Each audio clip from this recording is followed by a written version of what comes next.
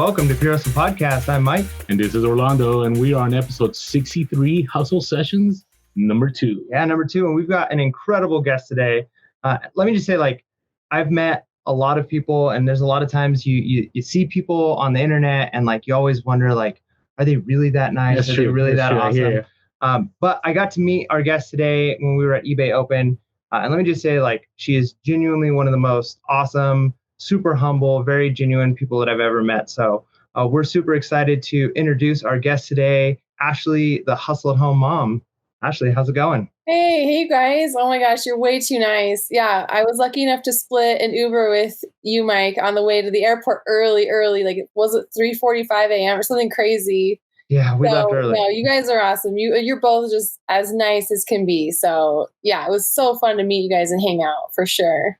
And I got to tell you, the panel, I was a little intimidated being next to you and then Kim the Hustle Bee, but it worked out, right? I mean, I was intimidated. I was way intimidated, but you guys are so nice. I love you. Both you and Ken are just awesome. So it was really fun to be up there. And I started to forget that there was an audience. I just felt like I was talking with you guys. So that was what was really nice for sure. Nice. Well, hopefully the podcast end up being the same. Yeah, no, for sure. Yeah, and one of the things that I really like about Ashley is you do what it is that my family's trying to do, right? So my wife is working really hard right now to help me build the eBay business so that she can kind of take over some of that and stay home with our son and kind of do the at-home mom. But like you, not just do nothing at home, but do the kind of hustle at home. So for those of our listeners who might not know kind of you and your story and your method of selling, tell us a little bit about yourself. Yeah, for sure. So, 3 years ago, I was listening. I had always, when I had my first son, I knew I wanted to be a stay-at-home mom with him. And so I was trying to think of ways, I thought, well, I'll have all this time. I'll be relaxing. It'll be so great. Maybe I'll just take it easy. But actually being a stay-at-home mom is the hardest job I've ever had. And I don't have all the experience in the world, but I've been a school counselor. I had a corporate job that was a grind as an administrative assistant. And I've worked at a restaurant. My family had a restaurant growing up. So I've worked my whole life, but having a kid is hard, hard work. And he was kind of colicky and that didn't help a lot. But I love him with all my heart. Oh my gosh, it was the most awesome feeling. But I just kind of knew I needed a life raft in the ocean of motherhood. So I did freelance writing for a little bit. I could do that from home. And my husband and I would joke because I use this website called textbroker.com. And what you do is you sign up, you take a grammar test, and they test your writing, and then they give you a rate. And my rate was a penny a word. Wow. And so I would just write articles. You just go on their website and you pick articles to write for people and you write them, and however long they are, once they get approved, you get some money. So I would just joke with my husband, let's get a pizza tonight. I'll write a quick article.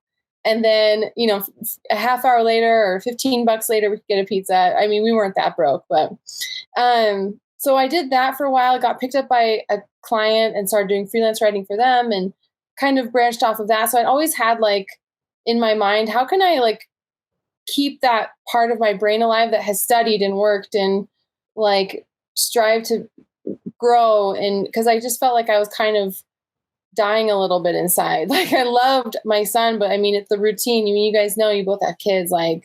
It's you wake up, same routine, go for a walk, Elmo, teach letters. Your brain starts to turn to mush. At least mine did. So I really liked having something that kept me fresh and happy. It was mine, something that belonged to me. So I listened to the Smart Passive Income podcast, loved that podcast. And this couple came on and talked about Amazon FBA. And so I was immediately that night, I was so intrigued, went out to Walmart. I'm serious, it was 2 a.m. And I just went to the clearance section and started scanning because I was I want this right now. I want to try this right now. This is exciting. And found these Glade mosquito candle refills that sell for $30 on Amazon, and they were $3 at clearance. And I was is this real? I was is this really a thing? So I took a bunch of crap home. My husband's what are you doing? I knew he would have questions. So that night I got home, it's 3 a.m. I packed my first box. I go on YouTube. How do I do this? I have no idea. I'm throwing things in the box. It's probably totally wrong. And then I close it up and I'm like, all right, let's see what happens. And exactly 1 week later, those candles went live and sold that day. And I showed my husband, like, look at what just happened. Nice. And he was like, oh my gosh. So that was my start with Amazon. I didn't even touch eBay. I just was doing Amazon and learning just started binging all the YouTube videos, all the podcasts, everything I could, which there weren't any podcasts really other than Private Label. There weren't really any podcasts like back then, and Instagram community, and just started to like consume content. And then that's where it just started to grow from there. And I just became obsessed, kind of probably not healthy. And then I had to step back and be like, okay, Ash, like, be a mom too. Like, don't get too obsessed. But I just could tell that this was going to like change my family. Like something like just told me like, this is a good direction. And as I've developed it, I've seen how it's starting to change our family dynamic for sure. In a good way, I hope. So you landed on Amazon, right? After a bunch of side hustles, right? Yeah. So, and you found it, you enjoyed it. Do you have any reasons or any interesting stories why you backed out of the other ones? Like, did it get too much? Was it just too much work? Back out of the writing? Well, whichever, because you've had a few, right? It wasn't just writing. I've heard you on other interviews talk about you had different kinds too, right? You had other ones. Yeah. I did tutoring because I have I'm like, all this education's going to waste. Might as well like tutor somebody. I'm never going to use math again or calculus again. So I tutored for a little bit. I did a flag football league at the school for a little bit. I've done but writing was the one that like started to make the most sense. I didn't want to like run an in-home daycare. That was like a thought, but I was like, just my own kids are so hard. I'm like, other kids would be really tough. So, but yeah, pretty much just led to that. And like Amazon was the most, like, once I did research, I'm like, this is really cool. Like, I shop all the time anyway with the kids. Why not just try my hand at this? Mm-hmm. Like, send it in and it sells, and that's awesome. It just caught my attention more. So yeah, that's amazing that you like started on Amazon. I say that primarily because I've had this intention of doing Amazon ever since I've started reselling, and it's never worked out. Like Orlando and I talk about it all the time. Like I think since episode 1, Mike. Yeah, I even have a box right now of stuff that is supposed to be sent into Amazon, and I've just really taken to Poshmark and eBay, and to me, it seems a little less like scary. So, what about you? Would you recommend, like, in today's day, like, would you say somebody just starting out should go ahead and try Amazon? Do you think eBay is a little easier? Like, what are your thoughts on that? Amazon is just a different animal. Like, I feel like I'm dancing with the devil with Amazon because, like, you send a bunch of crap in. I don't think anyone really cares. They're not watching it. I think they just let things fly until their algorithm finds something, and then for whatever reason, you could be blocked, and then for whatever reason, you cannot call. If you've tried calling customer service, I cannot talk to anyone who like can help me out. So Amazon's really fun, though. I think it's definitely important to get an Amazon account up and running. Like, and I am a huge advocate of at least get your store going and keep it kind of active, because that's a really valuable asset to have. Because Amazon seems to just be making it harder and harder for sellers to like break into brands and niches and get ungated in things. And luckily, because I went so hardcore with Amazon, I have an account that's ungated in pretty much everything. And I don't use it as much as I used to, other than for used items, books, electronics, that kind of thing. But I have it. And so when my kids are in school, I can like go all in, and and Amazon is just, the sales velocity doesn't even compare for me to like to eBay and Poshmark. However, eBay and Poshmark, like after eBay opened especially, like eBay cares that you have a business. They care about you as a seller, and they're not competing with you. Amazon's competing with you as a seller. They don't care about you as much. Like if you have a great wholesale product, they'll go find it and undercut you. If you have a great private label product, I just was talking to some people I met at eBay Open about this.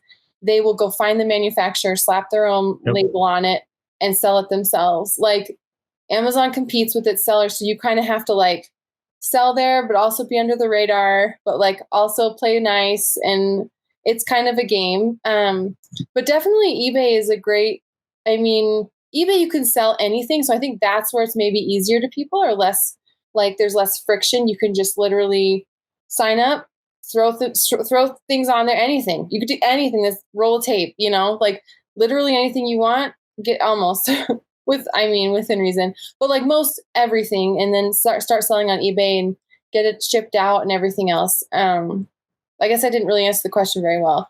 No, you're good. I would say set up both. Why not set up all the platforms and then test them all and see what fits with you. Maybe that's like a good way. But I would say don't be afraid of Amazon. There's really nothing to be afraid of other than like, yeah, they can shut you down. Yeah, they can suspend you, but there are ways to get unsuspended, and there's ways to like, work the system a little bit. It is a powerful platform. Like I'll never not say that. Amazon's extremely powerful. So you were super Amazon. I remember your first few interviews was very much Amazon, Mm-hmm. and then this eBay kind of takeover happened. So how did you get started on eBay? Like what made you decide to, hey, I'm going to list on eBay, I'm going to build up my store? Like what got you there? I think it was joining the Instagram community and seeing how people, like, I didn't even know people sold used clothes. I didn't even know it was like a thing. And seeing how people were being successful on eBay, I just like had to try it. And that coupled with the fact that I go to a lot of garage sales and yard sales, that's like my primary way to source during the summer months. I find all kinds of stuff at yard sales that like I would be passing up money if I didn't sell on eBay, and vice versa with Amazon. So like I've tried quitting eBay before. I was like, I'm done. It's a lot of work. You have to keep inventory and you have to ship stuff out and deal with customers. It's a lot more hands-on, but like I couldn't at the end of the day because I just kept coming across stuff that would sell. And I'm like, I'm not in a position as someone with such limited time to like pass up profit when I see it. So like, so that's where eBay started to grow. And then I'm also kind of like determined, like I wanted to make it work. I'm like, other people can make it work. I can make this work. So part of me was like, don't give up, Ash. So I worked out a system that really started to it just really started to develop and grow. And I have seen a lot of cash flow with eBay, which is awesome. Whereas with Amazon, especially if you're doing like retail arbitrage for new items, you're dumping a lot of money in. And like you see the money come out, but what do you do with it? You most of the time dump it back in and reinvest and like you don't see your accounts grow. Whereas with eBay and PayPal, I've just watched it grow because I'm buying things for so cheap. So that's another thing that like helped me kind of decide. And I'm almost at 1,000 feedback. And I feel like when you cross that threshold with eBay, you start to see a higher volume and you start to be really proud. You've made a store that has 1,000 5-star feedback. That's really awesome. And like you have I felt like this ownership and pride in my eBay store more than my Amazon store, if that makes sense. So. No, completely makes sense. So when you initially started eBay, right? Because we have a lot of new sellers, right? And a lot of the things that they say is like it's hard. The shipping stuff, I can't understand the shipping. I struggle with my pictures. Did you find what did you find to be the most difficult when you first started eBay? Maybe jumping from Amazon. Yeah, it was definitely shipping everything myself, like one by one. Because with Amazon FBA, you just shove it in a box for the most part, unless they divide your shipments, and you send it off, and you just don't even think about it again. Whereas with eBay, like you're thinking about it a lot. Like you're getting offers all day, you're clicking accept, you're haggling, and then you're shipping stuff every morning. So it's definitely more hands-on, but it's not that hard. Like eBay, like if you get a system going, it's really not that bad if you just have organization and have a routine. But yeah, like it just, again, like I felt just with my hands on every single item, I just felt this ownership with it and started to cultivate like a store and what I liked selling. And I don't know, it just, this love and this care for it really grew over time. So when did you, let's put it this way. So eBay, the shipping, you figured out the pictures. Now I had a question about sourcing. So you had said, you always ran across garage sales. Now, were you going to garage sales before you did eBay? Like, was that something you enjoyed doing before, or something that because of eBay you started doing? I did it for Amazon. I would just go, really? Okay. but I would only go to garage sales for like books and electronics and video games. That's like all I looked for, and Legos and new things that I knew I could sell. And like I remember one garage sale had like all these textbooks, and I just scanned them and was like, it was like $50, $60, $70. I'm like, oh, books are a thing. That's cool. Like that was kind of how I got into books too. And so I would only do that. And I just used to like the eBay. Who's got time for eBay, And I would just kind of like blow it off. Never looked at the clothes, never looked at the shoes. And now, of course, I look back and like, what did I pass up? I'm sure I passed up so much stuff. But like, sorry to answer your previous question about eBay, like my various, I don't think I answered that very well. Okay. Pictures, like I thought the conversation. My problem with eBay was I thought everything had to be perfect. I thought I needed to use a DSLR camera, really nice backdrop with a mannequin. As you can see, literally, I never use that mannequin. I want to sell it. Like I thought it had to be perfect and steamed and ironed and whatever. And that took forever to list, forever. So one day I actually hired somebody to do all my pictures for me, brought my mannequin and everything. But like, for whatever reason, she wasn't able to get listings up. And so I was kind of frustrated, like, all my stuff is there, but I need to list stuff or else my store's going to die. So I had all this new inventory. I'm like, let's just slap it on the ground and just take pictures, and I'm just going to get some listings up. And they sold just fine. And I was like, wait, maybe I don't have to do this big to-do. I can just put it on, like, do it good enough and get it listed. So the biggest barrier was listing fast. And now I've gotten very fast at listing. I have like, a ratio of like, it has to be just good enough, but that's enough. Like, it doesn't have to be perfect. There could be wrinkles. People will still buy it. And like the lighting doesn't have to be perfect, but the price has to be right. The description has to be right. The pictures have to be just good enough. Is it bright? Is it clear? Do I show tags? Do I show measurements? If that is the case, it is good enough. And now like, I've realized that's enough for eBay. It doesn't have to be like, unless it's maybe like a Gucci something or a really nice item, it really does not have to be professionally photographed, at least in my tiny realm. I've seen it real quick. I've seen your setup, right? And it's, but it's still like you have quality. I think the reason why you have consistent sales, Ashley, is because you have quality stuff. Now, those that are listening on the podcast that have not seen your setup, explain to them your light setup. Not your light setup, but like your background setup, because I find it interesting. It sucks. It's not even good. So like, I think there's the moments where I need to like reassess and be like, come on, Ash, don't put, make it a little better. But I have a little fluffy white rug.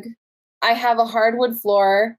And then I have a corner of my living room that's just got a lot of natural light. And I've done the light. I have 5 big lights that I tried to get bright enough. And like there's shadows and it just didn't look good.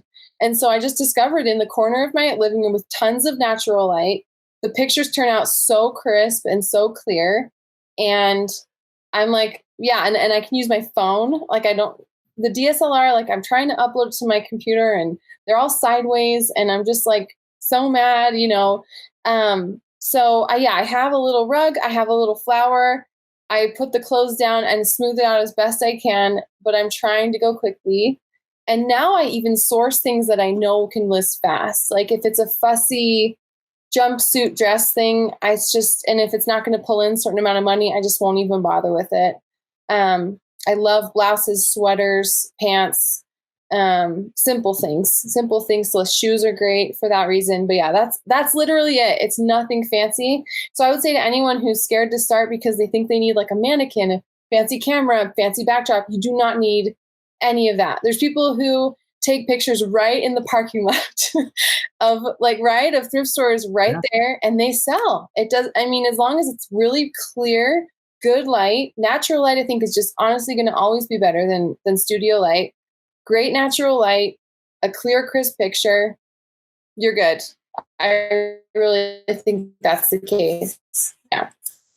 Yeah, that's really good. I mean, we've talked about that before. There's like you said, the kind of the cost benefit analysis that you run through, like how much time are you spending to get the perfect picture versus is that actually going to increase your sales very much? And you got to weigh that out. And we've even talked to like it could maybe even increase like that trust factor with buyers if they see it almost seems like it's your item if it's like taken in more of like a natural in the home setting. As long as it's a white background. I want to keep pushing white background. Yes. Orlando's a big fan of the 100% white background. eBay is a big fan of the white background. Yeah, Google is a eBay big fan of the white background. That's true. That's true. So what is a day in the hustle at home mom's life look like? Like start to finish, kind of an average day? I'll say a good day. On a good day, I get up and I get my workout in. I get like a run of some kind in, and then it depends because my kids sometimes stay with me. I'll kind of give a scenario of when they're with me or when they're not. If they're with me, I'll get up, I'll do my workout, I'll get my shipping done. It's nice motivator to have my husband take it on his way to work, because that means I have to get up and get it done before he goes, or else I'm doing it, and I hate doing it with my kids. Unless like I've actually enlisted my almost 7-year-old to run in and drop it off for me. So he's actually, unless it's a lot, and I'm always like, I'll give you a quarter, I'll get you a little cone, just go do it. So I will get up, I'll get my shipping done, my husband will take it, I'll get ready. And if the kids are with me, we'll just hang out. We'll do activities. We'll like go out and do errands. Today we went to sell the Lion King. We'll just do whatever. So I don't really work when my kids are with me. It's just I don't do my best work, and I'm not the best mom. Like I just do everything badly when I'm trying to like work with them. So I just kind of have decided if they're with me, we're not working. And that means when they are gone, they go twice a week for 6 hours to a neighbor's house. I have to like get my booty in gear and like work, because I know like I've kind of set that limit for myself that when they're with me, I'm not working. So on days that they're at the neighbors, that's when I kick into gear. And I usually have like a huge stack of stuff I've gotten from my Saturday sourcing at garage sales. And so I will work on that in my 2 6-hour blocks through the week. And if I'm done early and I get my stuff listed, I will do a YouTube video. I'll film it in the day, and then I will edit it at night and try to get 1 or 2 of those up a week. So, and then I don't usually have much of a dinner planned. I like to have 2 dinners that I plan that like can have leftovers. And then we go out once a week. We get takeout. Like on Friday night, my husband will come home and we'll have like an at-home date. And then cleaning the house just happens like in the morning with my boys. We do chores. They do their bed. We get a load of laundry going. I try to stay on top of it as best I can, but I also have a cleaner who comes once every 2 weeks. And that has saved my life. Like to have a cleaner come do the deep cleaning just took a huge load off my plate. So I do that. And yeah, and like really I've noticed when I just can put a podcast in or a show or, have an audiobook going and like get my work done, like I time myself and I'm like, okay, we can make this happen. Like you can do a lot in 12 hours plus, Saturday sourcing. You can really get a ton done. And I think where sometimes like I feel like it might be a hindrance is if you have all day, all the time, you're not as rushed. I'm like, I'm always rushed. So I always have to get it done fast. I might take my time more because I'm like, oh, I have all day, So I think it's kind of a blessing to be a mom and do this because I'm forced to work in very short, limited amounts of time. Yeah, that's great. And that's one thing we haven't even talked about with you yet is the fact that you do YouTube videos too, right? So you're not just selling, to bring in extra money, but you do this YouTube stuff. And I've watched so many of your videos, like what's been selling on eBay. Oh, it's given me so many like, oh, I should you don't have to. No, it's great. The Amazon one was good too. Like the very beginner, like how to use Inventory Lab. Like when people DM us, I send them your video and that's I say, so nice.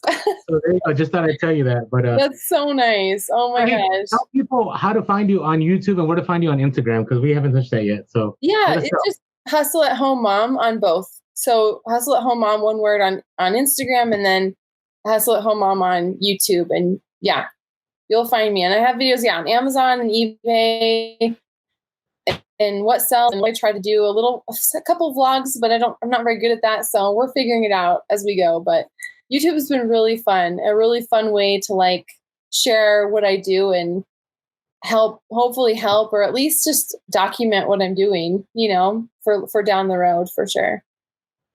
Right, so I got a question about, so you seem to have work-life balance down, right? I at least I think I do. It seems like it, right? Because we talk about on the podcast, we shared this last time with Craigslist Center about reselling the lifestyle, right? And on the panel, you notice Ken said, and I believed it too, like that doesn't exist, but you made it happen. So how do you make that work-life balance happen? Like, are you very confined? Like, I will not, you kind of shared that. So maybe that's the answer. Like, I will not do anything. Or when offers come in, like, how do you handle it? Like, do you step away or do you wait? What do you do? Yeah, no, I don't have work-life balance down. So I'm glad I've tricked you. Like Okay. I like, that's a con job. My best con job ever is to make people think that like I have it balanced. I really don't. But I do have that commitment to my kids that I'm not working when they're with me. So I do like accept offers. That's one thing. Like I'll take some offers, or if I have an angry customer, I'll like step away and message. I think where the balance came in was I was trying to do it all and do it all right now. And like when my sales got really high, I was the most stressed I've ever been. Like it wasn't good. And like I like would be in tears to my husband. Like he'd be like, but you had like, over $1,000 in sales today. That's amazing. And I'd be like, I'm miserable. I'm like not happy. The kids, like did I even read to them today? Like, I don't know. Like, what did they do? Did they watch too many shows? Like, that's where I feel those are my pain points. If I feel like I'm like slacking in the most important job I have, which is being a mom, like, I hate that feeling beyond all things. So I just realized, like, you know what? Screw everything. I don't have to do everything right now. I'm going to do it when I can. And life can wait. Like it just can, like my empire will wait. Like, so I've told myself, as much as like, I want to do private label, I want to do wholesale, I want to get on the phone and like make bigger deals and whatever. My mantra this year has just been, for the last like probably, solid year, is just, Ash, it can wait. Like my kids are little. They're little one time. That is it. I don't get to reverse time and go back. And 2 is probably all we're having. And so I've got to cherish this. It's going to go by. And so my sales these days are, not maybe the highest they've ever been. I think my highest sales year was like 140,000 in gross sales. I was like really unhappy that whole year. I was really unhappy. It was not a great year. Like money was great, but like I felt like very disingenuous sharing like, hey, look at my numbers. Cause Instagram responds to that. Like, oh, numbers are cool, but like, they're cool to an extent. Like when you're suffering on the inside and your home life isn't great, like that's where you need to kind of step back and go, whoa, is this even healthy? So yeah, like a year and a half ago, I just kind of reassessed. And since then I've just been like on my time. And when sales, if I have, $100 sales day, that's fine. If I have $300 day, that's great. But everything else can wait. And can I go to bed knowing I balanced my kids? I loved my kids and I was a good mom to them and I read to them and we worked together and I taught them to do chores and like, or was I the mom that got frustrated and yelled because a customer was mad at me? And like, did they have nutritious foods? It's a constant balance and no days are perfect, but I feel way happier now. And a lot of that has to just do with the fact that I work in my windows of time. And then if I don't get to it, I don't get to it. And that's fine. Like that's not, and like the world didn't end. Like when I slowed down, the world didn't stop. Instagram didn't suddenly like, pitchforks and torches and come after me like, she's not hustling as hard. Like everything worked out fine. And in fact, I think engagement's been even better because I've just been extremely honest about that. Like I get to what I get to and I don't when I don't. And it's been fine. It's been way better. That's great. I mean, that's one of the things that we are super big on this podcast is just trying to be real with ourselves and with the listeners about, how much time reselling can take and making sure that, you're attaining the goals you want to attain. So if it's more money, you're recognizing that you're potentially going to be sacrificing other things like family time or time, for yourself or whatever it is. So you kind of have to weigh that out and figure out what's most important. Would you say, I'm sure you get it all the time, people ask you, other stay-at-home moms or dads that are looking to bring in some extra income. Would you recommend reselling to them as like, this is a way to allow you some freedom at home? Or would you say that this is a little bit more challenging than some other things? I do recommend it to like everyone I know. I love this. And I know you guys have a passion for it too. Like I absolutely love doing this. I love finding treasures. I love listing it. I've learned so much in 3 years. I want to share it with the world. But most people I talk to do not seem interested at all. Like I try to explain, like, that sounds really hard. That sounds complicated. And it's just not for them. And that's fine.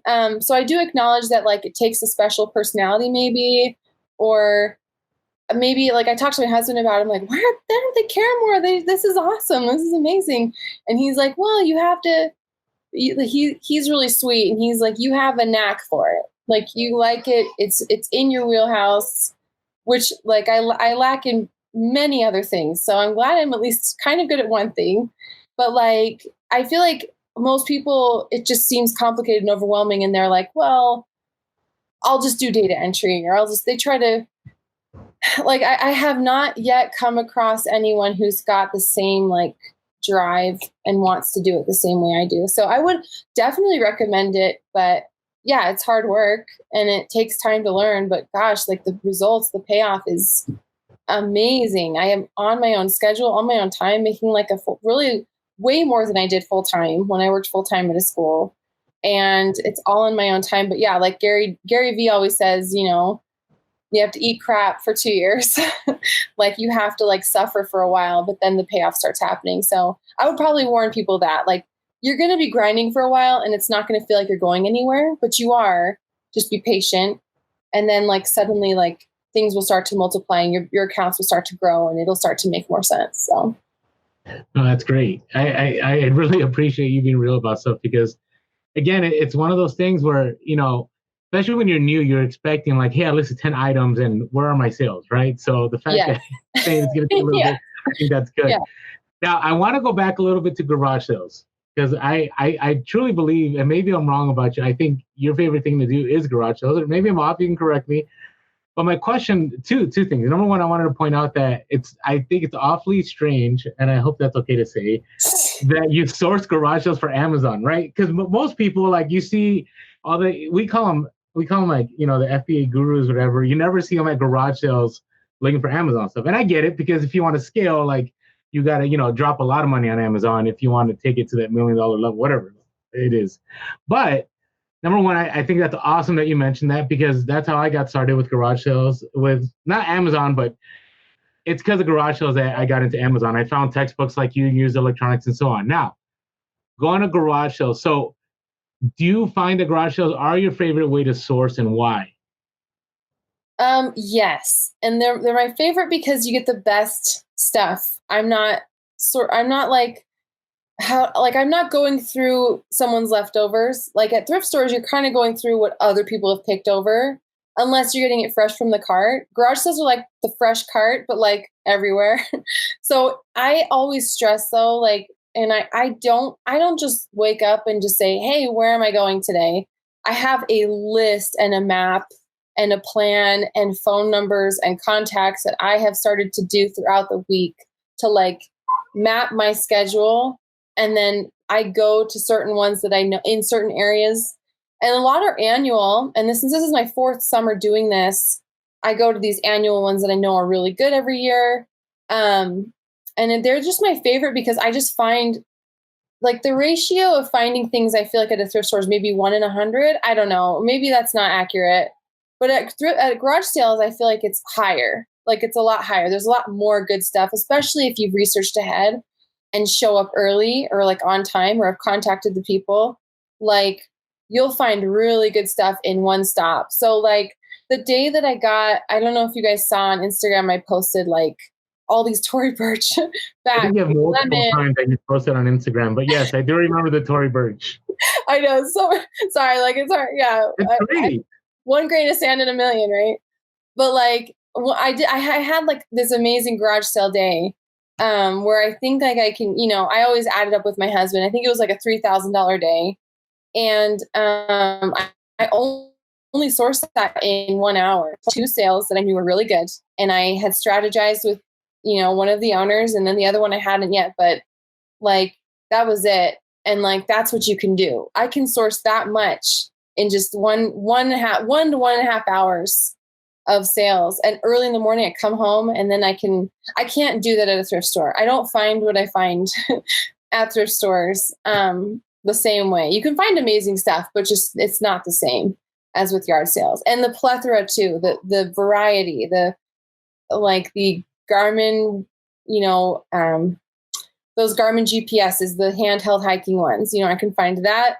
Boom, that's $200. Or like a stack of PS4 video games, all for $40. I'll take that. And then I can take, also you have all this, these cool bags. I'll take those. Like yard sales are just, you're getting like such a great mix of everything. And I always come home with the most value. Whereas I could go out thrifting all day and not come home even with what I do on just a garage sale morning. So for me, that's like my experience. I don't know if that's your guys' experience, but. We completely agree. I mean, there's those days where you find nothing, but I would say probably 9 out of 10 times you will find something. And I would say probably half the time you'll have a major haul. At least that's even in San Diego where it is super competitive out here. I mean, we're talking about when garage sales start at 7, there's people like at 4:30 knocking on people's doors. What? We're serious. Like it's real deal. Like we don't play on here. So let's break down for our listeners the Tory Burch haul. So how did that happen? I know you didn't just show up and like, oh, look, Tory Burch, I'll buy all of it. So how did that go down? So she's a friend that I've made a while back that I showed up at her yard sale, I want to say 2 years ago, and she had all this Lululemon. I should have arrived earlier. I was like 15 minutes early and there was already like 1 or 2 people there. And we just struck up a conversation. I just like was buying so much. We struck up a conversation and she was like, oh my gosh, like that's so cool what you do. And she actually is on Instagram too. And she has side hustles as a mom as well. So we connected there.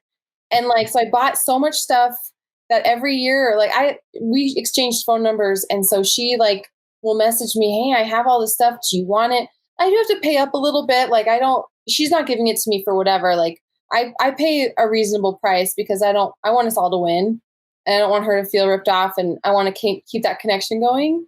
So that morning she was having a sale. And so I reached out to her like, I'm coming, but like, just letting you know, like, hey, set aside my favorites. And she totally did. She set aside like all the things she knows that I go for.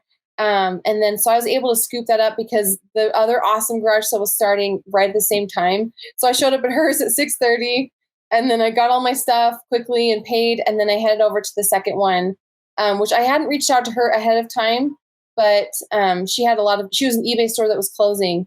And so I just went and I was like, hey, I have an eBay store.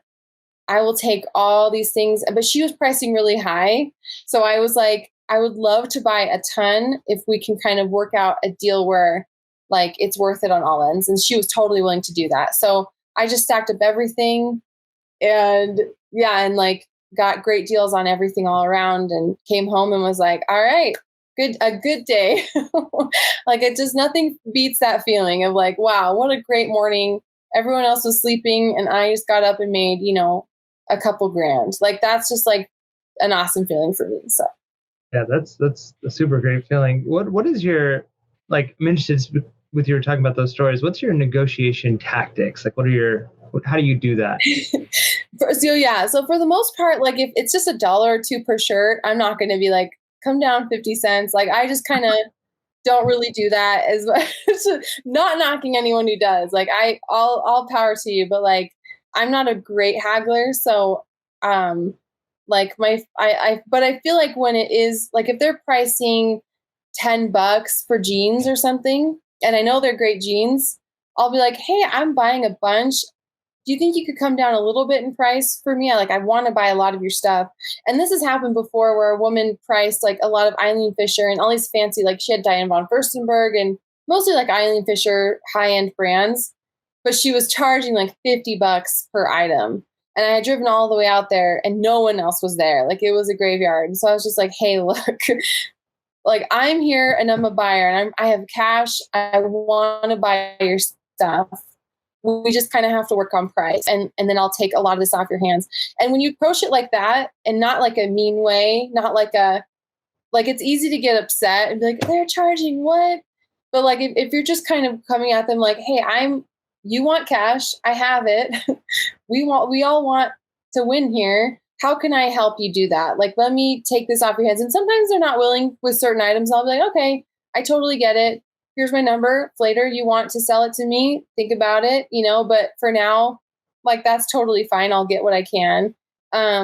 So that's where kind of I negotiate. I'll have a lot. Usually I'm buying a lot and I'm like, I'm really wanting to buy this from you, but we have to work out a price. And I would say, like, with the exception of maybe a couple times, almost everyone is more than willing to come down and work with you, especially if you're buying a lot, because what are they going to do with it otherwise? If it doesn't sell, it gets donated, this is cash that could be in their hands. So that's kind of my strategy. But I go about it as nicely as possible and like with kindness in my heart. And like, I really try to make it a good experience for them and me.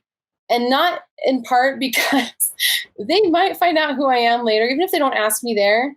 Like, I don't want anyone who sees me later like, wait a minute, she came to my yard sale and she was totally mean and like haggled me down to the penny and she's selling this stuff. Like, I want them to be like, oh my gosh, that's that girl. She was really nice and we worked out a great deal and we all left happy. That's kind of my goal in these interactions for sure. So you would say, in your experience, that sharing with people that you're a reseller or taking out your phone or any of that works in your favor? Yeah, a lot of times it does. Like, I don't exactly like want to broadcast it, like, and if I take out my phone, like, I don't care about that. And like, for all they know, I'm texting or I could be looking it up. I don't know. Who cares? Right. They have to know, like, people have to know there are going to be resellers coming. Like, that's like a factor in capitalism, right? People are going to buy it and maybe they'll sell it for more. But yeah, I think it works out in my favor. In the times that I've explained and talked to people, like when they understand what I do and they kind of have compassion on like, oh, that's cool that you're like a mom and, I'm raising my boys and I'm trying to like work also. And this is a great way to help fund their college, help fund like our life. Then they're really willing and happy to help work with me. But yeah, it's not, I have not had one scenario where it's blown up in my face and they've been like, get out of here. Everyone, in fact, has just been really nice. And maybe that's because I'm in Utah. People tend to be pretty nice here. So maybe that's a factor. In fact, one time it got me into the basement of a woman who had thousands of books and I had tons of books I was able to take home. And I just told her, I was like, I scan and sell books on Amazon. It's just such a great way for me as a mom to earn money. I like to, as a mom, I'm a mom. That's like a way to be like, it helps to couch it a little bit in a comfort place.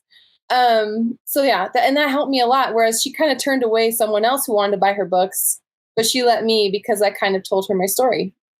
I appreciate you sharing that. It's funny because we both share Instagram stories sometimes and about garage sales. And I've shared it where like, I'm always super positive and nice at the garage sale.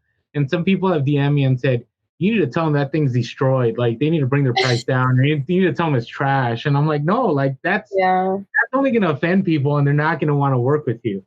But the reason so anyways, I wanted to agree with you because I got to tell you and I tell our listeners, like if you're negotiating, like being positive, I believe will get you a lot further than trying to just be mean and just haggle, every penny about it.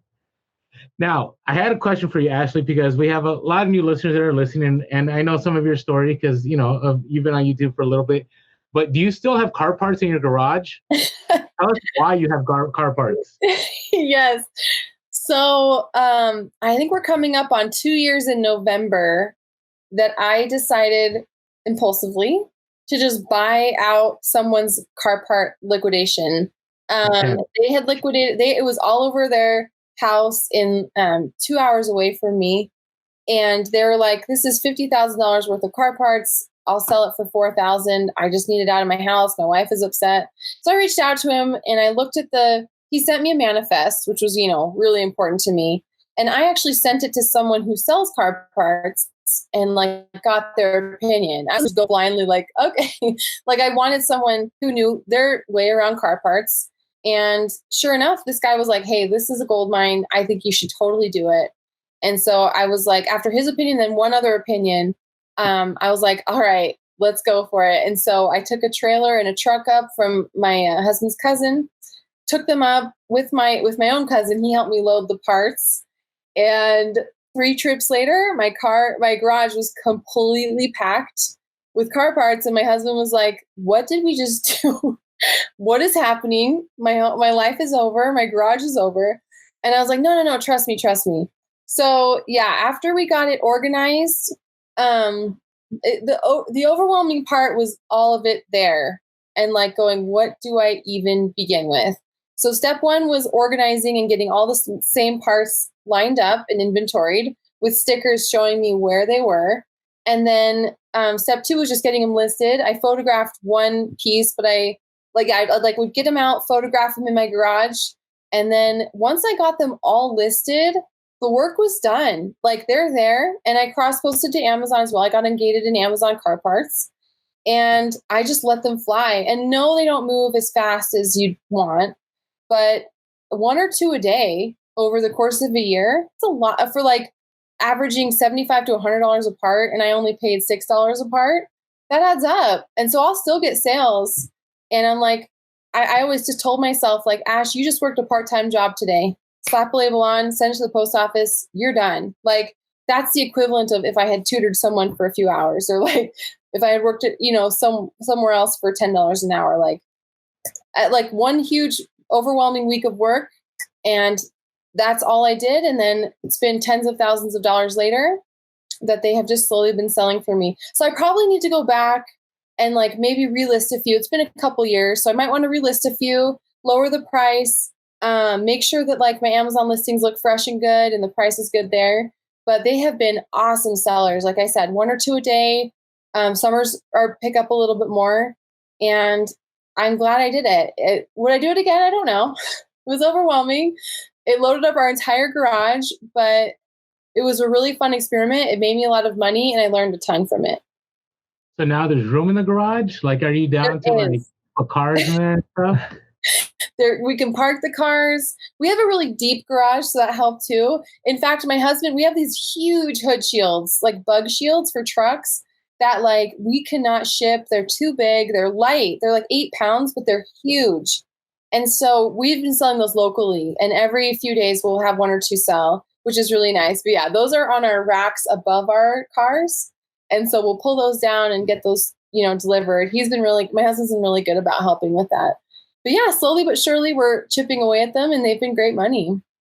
That's awesome. So from clothes to car parts, like you sell a little bit of everything. What's the thing that brings you the most joy in selling? Like, what do you like? What do you enjoy? What's your favorite thing to sell? Oh man. Clothes are really fun. Clothes and shoes are really fun. Like I have a lot of fun finding special clothes, a Harley Davidson leather jacket. Like it just gives me this feeling of joy, right? Like, yes.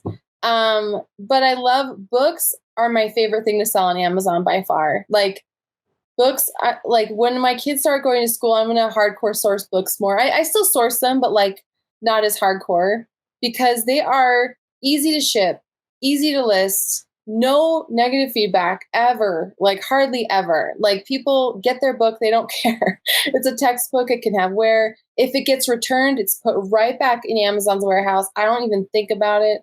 And it's just very easy, a very easy barrier to entry. And I would highly recommend to anyone starting Amazon to follow Reezy and to do books and get started there because it's just very, very simple.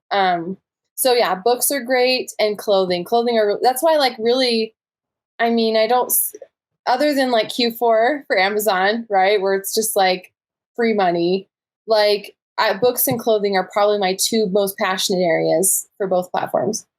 And you use a scanner, obviously, right? You have, okay, and Inventory Lab and So, I use a KDC scanner and I use a seller tool, but also Scout IQ. Like I have dabbled in both. And I really like Scout IQ a lot. So I've been using that for book sourcing. But like, again, not as often because I don't source books as often as I used to. I'll like hold my subscription for a while and then make it live, like renew my subscription for Scout IQ. I think it's like $40 a month or $45 a month. So I'll like pause it for a little bit, especially during garage sale season. Just use my Amazon app to scan books. And then coming fall, when my kids are in school, I'll probably renew that and source books once a week and clothing once a week, and just maintain both stores that way.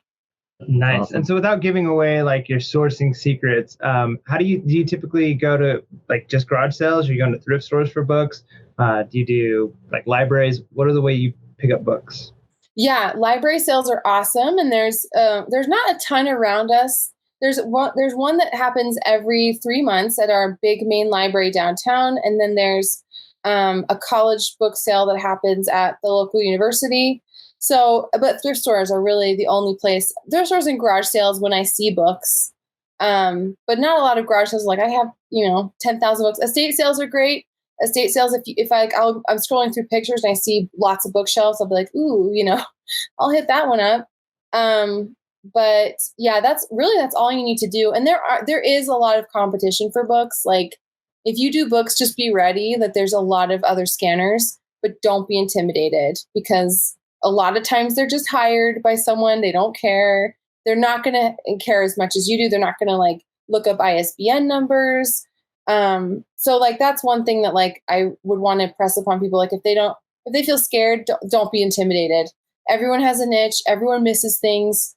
No one's perfect. There's plenty of room for you, no matter what niche you want to get into. I would add to that, just be ready though. I mean, it is in San Diego, it's intense. I mean, you see the scanners and you're ready to roll. And especially when you walk into territory, if you're brand new, you're going to walk into a territory, don't be intimidated, go in and just do it.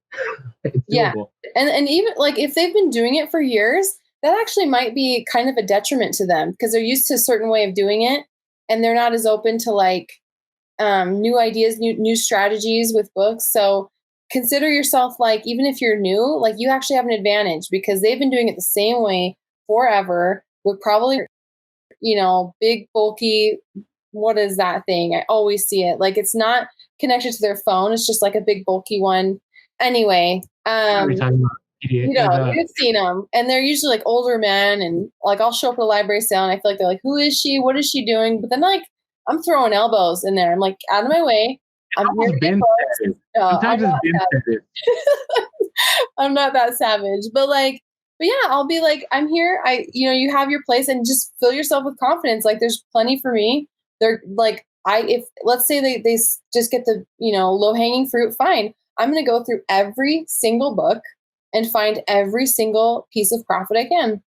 And like, if that's what you have to do, that's what you have to do. But they'll miss a lot of stuff because they're just doing the same old, maybe same books that they do normally. But yeah, it's a great way to get started. And it's like, I love selling books. It's a really nice way to just a nice entry point to Amazon. So would you say right now, what percentage are you Amazon and eBay? eBay right now is at a higher percent. Probably 60% eBay, 40% Amazon, maybe, and then that switches in the Q4. Q4, it's mostly Amazon and a little bit of eBay, because it's just not, people aren't shopping for used clothes for Christmas time, But yeah, like, and it's funny because Amazon used to be a lot more of that. But once I decided, like, I got to narrow my focus to really inexpensive inventory, and eBay inventory is very plentiful. I can go out and find a lot of stuff. So that's kind of the reason for the shift. But I mean, it could change in the future. Who knows? But yeah, that's kind of where it's at. Okay. Oh, that's awesome. All right. So moving away from garage sales a little bit. So we were just this last week at eBay Open together, which was so much fun. So what were some of the things that you kind of took away from eBay Open? Like what was like the big highlight moments where you're like, yes, I'm glad eBay is doing this, or maybe something you wish they would have done, or just moments that you enjoyed there? Yeah, it was so much fun. Oh my gosh, so much fun to meet you guys and then other like-minded people who just inspire me. Like you guys inspire me so much. And like others who just have built their businesses to crazy levels. I'm just like, you're awesome. So just to hang out with so many cool people was amazing. Seller protections is what I think I was most interested in, because the INAD thing is really hard for me. I don't know if you guys, whenever I get a return and I look at, and like just this week, someone returned something and said it was defective. And it's just a jacket that wasn't waterproof, that I did not say it was waterproof. I didn't like say it was like a raincoat, but they're like, this is defective. It's not waterproof. I'm returning it. And I'm like, there's an INAD, like, dang it, and you could try calling. I've tried calling eBay on these INADs and like got nowhere. They can't remove it. They can't change it. So that for those who are new, if you have too many INADs, eBay adds 4% to your fees every month until you can make it go lower. So that happened to me for a little while and it sucks. That's like $300. That's a lot of money. Like at my peak, that's $300 a month. That's like a lot. So I was pretty upset about that. But after talking in our private meeting with, what's his name? What was Harry Temkin? Not Harry Temkin. So here's an S. Oh, Thursday. Sorry. Edit this out. Sorry. I'm like spazzing. Anyway. We got with an eBay exec. That's all we need to know. But after talking to him and getting that reassurance that like INADs, you can remove them with the new like seller tool. Like they'll look at and evaluate. And they not only that, but they're going to help pay shipping on an INAD that was a false INAD. At the end of the month, you'll get a credit towards shipping for that return, which is really nice. And then I believe they said up to 50% of the item if it was damaged or said defective or whatever. So knowing that they're going to help the buyer out, or the seller out, is really, really nice. And it sounds like they're making it harder to do the INAD returns. And especially like if someone's processing a return on the app, they can't suddenly go back and change their reason to get the free shipping. Once they've selected the reason, if it's not INAD, then they know how they have to pay return shipping. Again, this is if you don't offer free returns. Like they can't go back and change that. So making it so like sellers and buyers, really sellers feel more protected and more like they're in their corner was really comforting for me. So I'm looking forward to like, I'm definitely looking forward to that, to like having a few more measures in place that help protect me against that 4% fee. That sucks. Like, I don't know if it's happened to you guys. It sucks. We warned everyone about it because it came out of nowhere. Like it was like a few months ago. It was one of the new eBay seller updates, and people were contacting us randomly, like, "Hey, Orlando, check this out. I'm getting charged." And yeah, it's real, and it happened to you too. And that's the thing. You're an awesome seller, so it can happen to anyone because it just takes a few buyers to just make that happen. Yeah, exactly. It just takes it, and I've worked on educating the buyers in every shipment I send out. I have a sticker that says, if you put is defective or arrived damaged or like, not as described, I just say that hurts me as a seller. And like, I don't know if that's allowed, but I say like that impacts, that changes my seller metrics. I don't say don't do it, but I say that hurts my seller metrics, which I try to keep top notch. So I encourage people to reach out to me first and say what the issue is. And I will often partially refund or fully refund, or like I'll take measures, to help. They'll like say, well, then it doesn't fit me, or it's not the right color. How do I process this return? And I'll just say, you can just say, just didn't like it. You'll still get a free return from me. Like there's ways to like help protect yourself so that the buyer's just not like, well, who cares? Doesn't look like the photo. I'm going to just process this return. And once I did that, my returns dropped in general, even drastically, and my INADs dropped drastically. So a lot of it's just educating the buyer, because a lot of buyers don't see a person on the other side. And so to give them a person and have a business card that says Ashley, like they know my name, they know I'm a seller, I'm trying to do the best I can. They're not as apt to like attack. I mean, I still get it, but sometimes, it's not like the person with the jacket. I'm hustle at home mom. Every single time, just end it with that. Right. I don't share my Instagram. I'm like wondering, like, should I share? But I'm like, oh, they might get mad and be like, what? So Especially if you start one of your sourcing halls and you're selling Tory Burch to somebody, they probably wouldn't go so well. Yeah, and sometimes it's funny how customers will get upset if they think you bought it for a lower price than you're selling it for, which is funny because that's it's the business. It's what we're trying to do. But I've had customers say that like I took a picture one time with a shoe that had a price tag still on the bottom, and they responded to me like how ridiculous it was that I would try and sell it for more than I bought it for, and it's like, okay. Welcome to every business in America. Every single one. Yeah, that's crazy. So Ashley, can I ask you what is one of your failures that you've learned through? Oh, so many. Where do I even start? I'll say this. This was one of my biggest failures, and like I'm proud of it because it changed direction with my business. I used to just, if I found any margin on Amazon, I used to buy it and sell it. I'm talking like, even if it's slim, well, it'll sell fast. I can make that money's money, and any like profit's any profit. What's that? Like 30% ROI? Like, are you talking less than that? Even 10%, 10 to 15% for a little bit. And this wasn't for a long time. But once I started to stack up a lot of money, I was like, hey, let's play with the big boys and go buy big bulk things and then send it to Amazon. But then, gosh, like when you're doing that game, it's high stakes, and like one return blows your profit margin for all the items that you bought. Like if you're buying a computer for, I don't know, $800 that you're hoping will sell for $1,100, and you're like, well, that's $200. Like, and you buy 3 of those, if one person returns it and it's damaged or for any reason, or like it's not, it's returned and you have to now sell it on eBay for way less, you're screwed. Like that, your money's gone. So I sold a ton because I was buying a ton, but then at the end, my profit was like hardly anything. And I'm like, this isn't.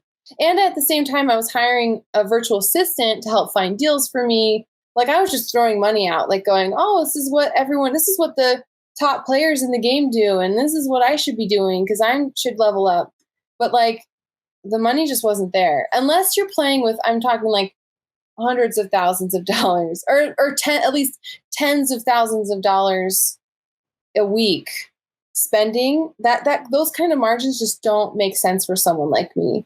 So that was a really big mistake and very humbling at the end of, the year to see like, wow, my profit margins were nowhere near where I wanted them to be.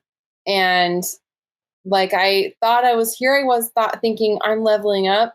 I wasn't leveling up at all. So that's when I like I'm like, Ash, go back to what was working, what worked. And I'm talking about for me, and this doesn't mean for everyone, but for me, part-time, sourcing limited amounts of time, I saw money just like stacking and stacking and stacking when I was doing very cheap inventory, books and clothing, bins, garage sales, like, and I just went back to that and was like, that's all. And like, once I like accepted, like, other than like Q4, getting in the stores and doing RA, like there's tons of money to be made there. So I'm not talking about those months are special.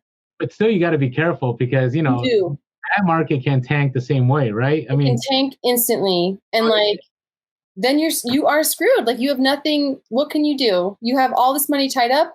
You have to just sell it and move on, or else, you can wait. Like that was one thing. Like, maybe I could take the 5,000 I dropped into this and wait a few months for it to come back, but all my money's tied up in it. And like, okay, I guess I'll just wait and not buy any more inventory. So there's a lot of risk with that. Like you said, prices tank and things stop being hot. Like you're playing a little bit of a gambling game.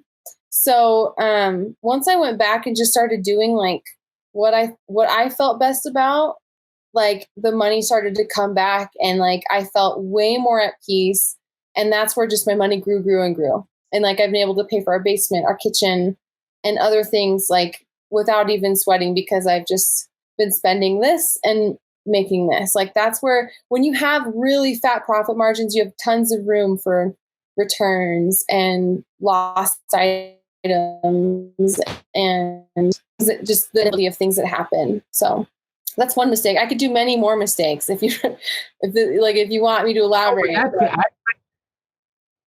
So that was probably one of the best explanations of the dangers of, number one, comparing yourself to others, right? Because you get on Instagram and you see people are like, I made 30K. I say this all the time. Like, people say I made 30K, but what are those margins, right? Did they make really net 2K? I mean, and then on top of that, you have these huge bulk buys on clearance, but so is everybody else, right? And so, and I agree with returns, because I've done I talk about Ryan's eggs, right? Like, those were like 50, 60 a pop, something like that, right?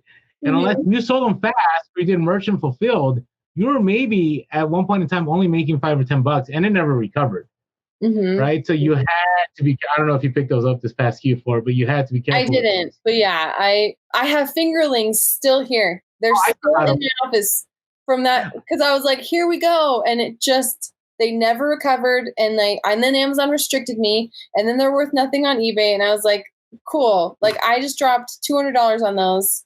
I didn't even go that deep in them. I mean, that's the game you're playing, and like, it's great, but people aren't seeing. Like, you could show your little flips here and there on Amazon. Like, well, it's hard to, like, you can see carts and carts of stuff and like go, oh my gosh, that's so cool. Look at their numbers. Yeah, 20,000, but like, I've seen those numbers in myself, and I've seen the profit, and I make more now doing the very simple thrift stuff than I did my biggest Amazon month, except for books. When I was doing books, like, those margins are awesome. But like Q4, my best month, was my lowest profit month. Wow. So, because of my margins, because of the way I was buying and my margins. And so, not to say that like other Q4s were, and Q4 can be amazing. You go into a store during Christmas, and if you can like merchant fulfill or send things in really fast, like things that you find, they sell instantly, and it's really amazing. But like, yeah, that was a big lesson I learned from Amazon. It's kind of a game. So like you said, don't be intimidated when you see other people posting huge numbers. We don't know what those margins are. And a lot of times they don't ever talk about it. They don't say what it is. They like to just put the number and be like, hey, here's my sales. So it's a dangerous game. Oh, that's really good. So just so you know, Orlando still occasionally is tempted to buy fingerlings. He still believes that they will come back. You don't get this. Well, don't do it. I wonder how many fingerlings are held on. Like right now, how many resellers have fingerlings in a tote or in a bin somewhere? You know what I mean? Because you've talked about. I know a bunch of other resellers that have them. Like, how much did resellers control that market and help that company? You know what I mean? Like, we just held on to. Gosh, just maybe 50 years from now they'll be worth something. Who knows? I'll wait 50 years. I'll just have that box, put it in the attic. My kids can sell it one day. There you go. So they make good Christmas gifts and nightmare. Horrible. That's funny. So I got something a little bit away from reselling just for a moment, because just to be honest, I think I've been more motivated to do Amazon from just this conversation than I have been since I've started reselling. Just because awesome. You make it like you're speaking my language, and you're talking about like you can still do well with like the smaller, doing books, doing the thrift stuff. You don't have to always go big and necessarily scale up huge. So I've learned so much with that. One thing I'm interested in asking though is, so you worked with kids, you did the counseling. I teach high school English, and so I always try to every year like present a few ideas to the kids, some things, some life lessons. So if you had the opportunity to stand in front of a group of high school students and give them some advice for life, like what they should do going forward, some truths that they should take in, what would you tell them? Wow. Is this like just reselling related or life? Yeah. Gosh, it's so we're getting real here. Because my husband and I have been talking about this and how the choices you make in high school are really powerful. Like, you can make choices early that affect the rest of your life. And like, I don't, like, at the risk of sounding like really old, like I'm the oldest I would just here, say like, so you're okay. Okay. I just feel like I feel like the choices we start making early become habits later. And like, I worked at my family's restaurant. I hated it. I was so shy. I didn't talk to people in high school. Like I could meet someone and be like, they wouldn't know who I am. They would be like, because you were just silent and in the corner and not doing anything. But when my family got the restaurant, they put me out as a waitress. I had to talk to people, and I was forced out of my shell, and like it was so healthy for me. And I started working when I was 14, and we were busy working because we just didn't have any money, and like we were always moving. It was just very chaotic growing up in my home. But like, I'm extremely grateful for that now that I'm older, because that work kept me out of a lot of trouble, things that you can get into, I think, in high school that are not so great. And that, I mean, I've seen the habits can develop even early in high school that affect you the rest of your life. Addictions can happen. And so it kind of kept me out of trouble, and it taught me the value of work. Like, work is extremely healthy, extremely valuable. I've always worked. I love working. I want to teach my kids to work. So I would just say, like, it may seem tempting to just sow your oats and go, I'm going to just have a party right now and just enjoy it while I'm young. But there are consequences for everything you do. There's addictions that can form. And I only say this from coming from the perspective of siblings who have been addicted to drugs and alcohol. Sorry, we're like going here. This is nothing to do with anything. It's all good. But like, my sister passed away 12 years ago from drugs and alcohol. And I have, you know, it's a very powerful lesson for me and for my kids. Like you know, there's choices that we make that are just, they determine our life. Very small choices can lead a whole new path. And so if high school kids decide, I'm going to work hard, I'm going to be honest as I can, and I'm going to make good choices and like try to be a productive human and a productive member of society, that path will take them down a great road.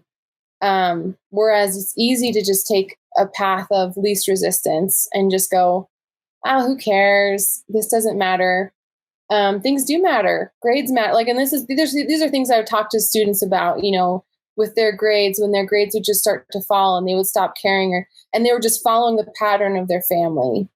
Coming from a very toxic family, I can say, like, you can break out of it if you make good choices. If you just decide, I'm not going to perpetuate the cycle. And so I would tell the students, you might be in a cycle of abuse and addiction and sad things, but you can break out.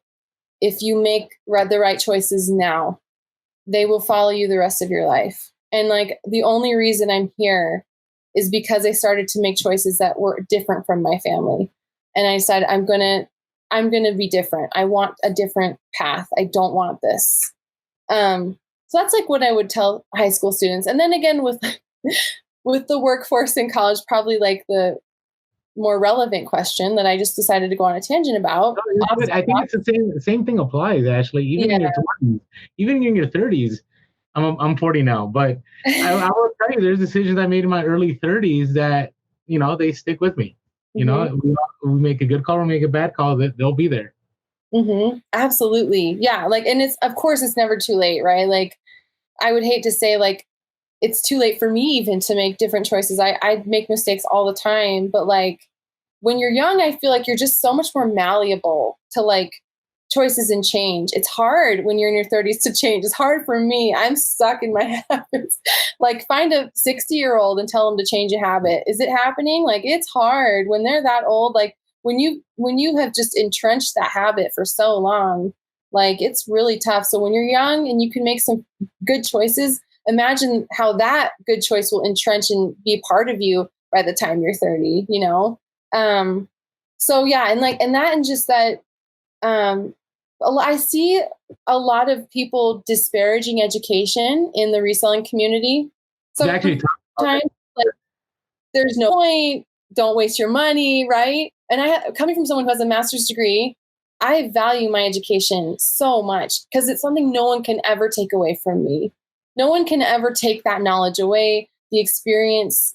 all of it, that I don't regret a single bit of it. And it's what I'm going to help teach my children. I like having an educated mind, and I don't think we should, spit on that and say like it's worthless. It's not. I mean, we got through college debt free, so I think that's definitely something to consider. Like going to out of state schools and paying up for your education. Like I don't know if that I would recommend that, but I went to a state school for my master's and like got a great education, and I cherish it. I cherish my diploma. So I think education is really important and something that we should encourage. And because I think that makes you a thoughtful member of society. It makes you just able to take information and process it in a thoughtful way. Education helps you do that. Appreciate you saying that. Yeah. Because, we're both educators. Yeah. And it's funny because I have a master's too in history. I don't use it at all, but I will tell you the skills that I acquired through that program, right? The number one, the grit, right, of getting things done. And then two, the learning how to navigate things, learning how to organize your time, learning how to get tasks completed, and then all the knowledge you gain that ultimately helps you out. So really appreciate that, Ashley. That was great. Thanks. No, it's good. Hey, we're being real. That's part of it. Yeah. Real relevant reselling. Cut out anything you want. Cut out anything you want. I feel bad. Like no, sorry that I had that moment, but I just have been thinking. I can't stop thinking about it with my kids. I'm like, make good choices now. Now is the time. I think that's great because I think your story, what you went through, probably resonates with so many of our listeners too. As far as it's really easy to be stuck and in a bad place, and it's really great to see that there's hope, that through hard work and through making good decisions you can break those cycles, and you don't have to be stuck in the that chain, that perpetual downward cycle, but you can make your life better. And you've used education, and you've used reselling and family and all of those things to help break out of that. And I think that's a story that I think is going to resonate more than here's just a tip on what item to buy. So I think so appreciative of you opening up about that. That's awesome. All right, so Ashley, back to reselling, but this is all life. So I honestly, you share your numbers, and I obviously, I think you do really well. I think if you cranked it to, you did this 40 hours a week, full time would be totally doable. And that's at least my impression that I get, because kind of the model you use, I use myself, but I do it 40 hours a week, and then I'm able to go full time. But my question to you is, what would you say are your best practices that allow you to be able to do that?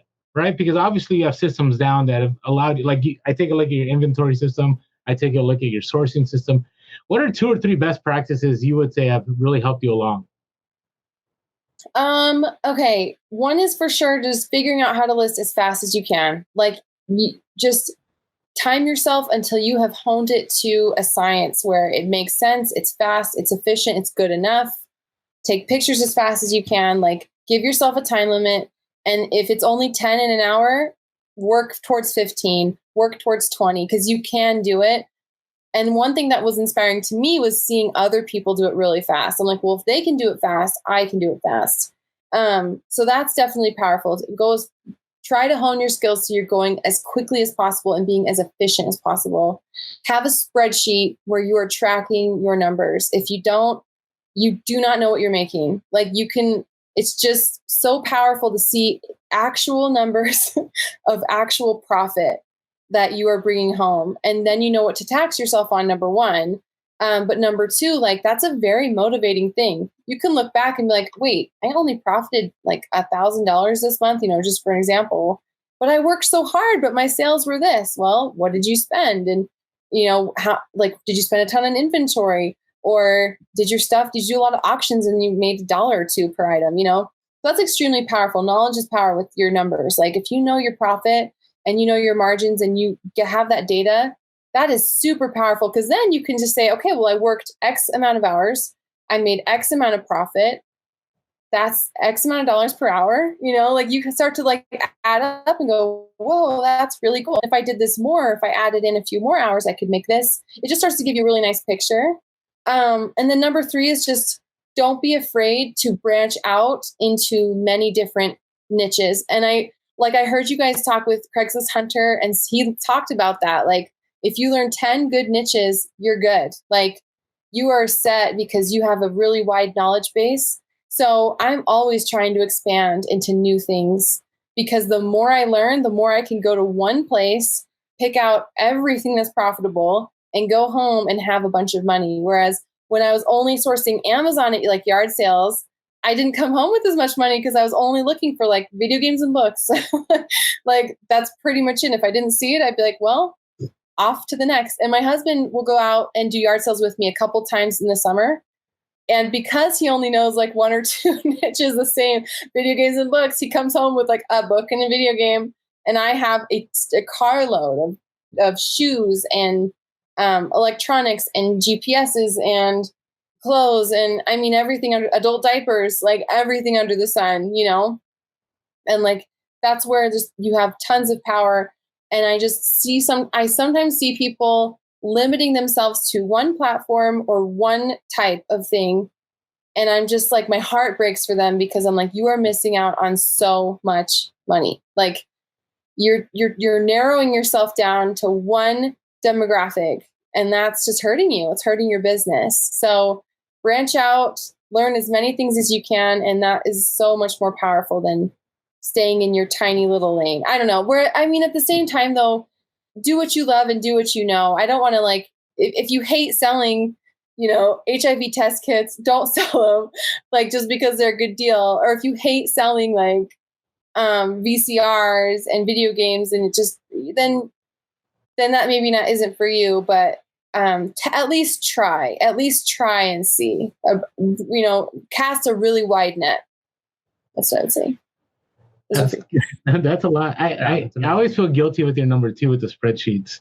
That's always that's the most difficult one.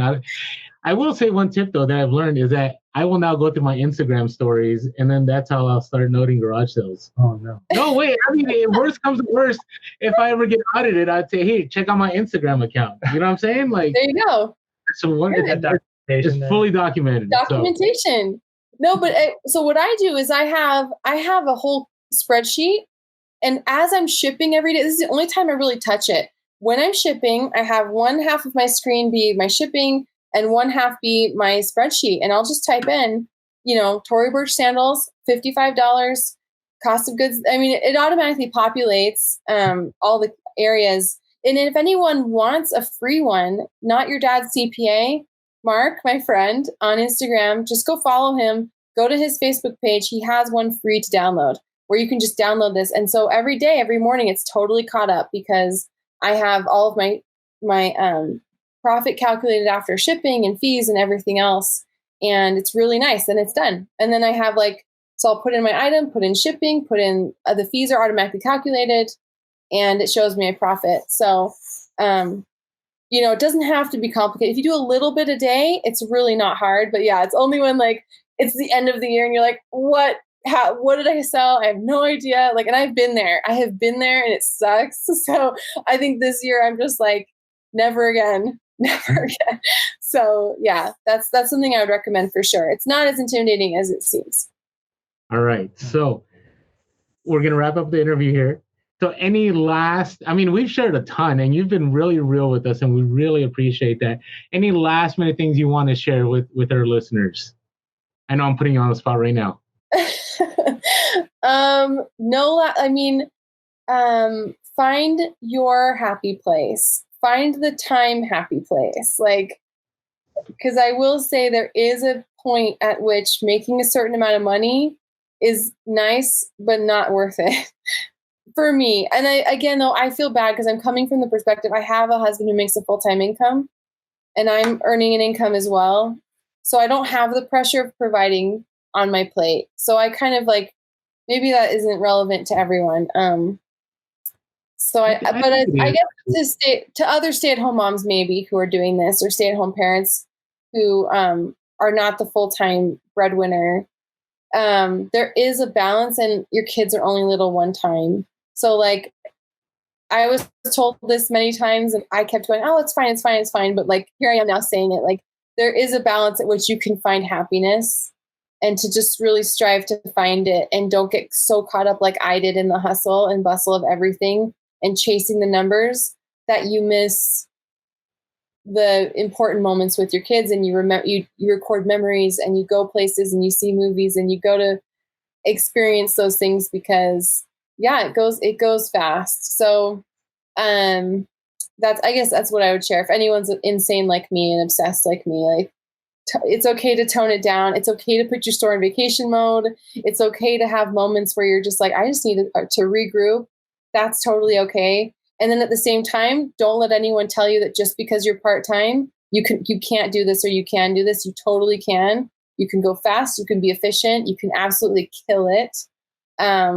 So there's a world of opportunity available as well. So like, flip side of the coin, I mean, you can crush it on a limited schedule with this.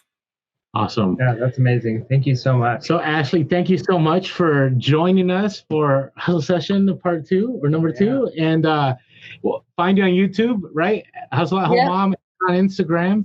And thank you, Ashley. Really, really appreciate you coming on. It's been an honor. Thank you so much for letting me on. Like, I'm truly honored and humbled. Like, I hope that it was okay for you guys, and I hope it was okay for you listeners. So with that being said, make sure to be real, be relevant, and be reselling. Please.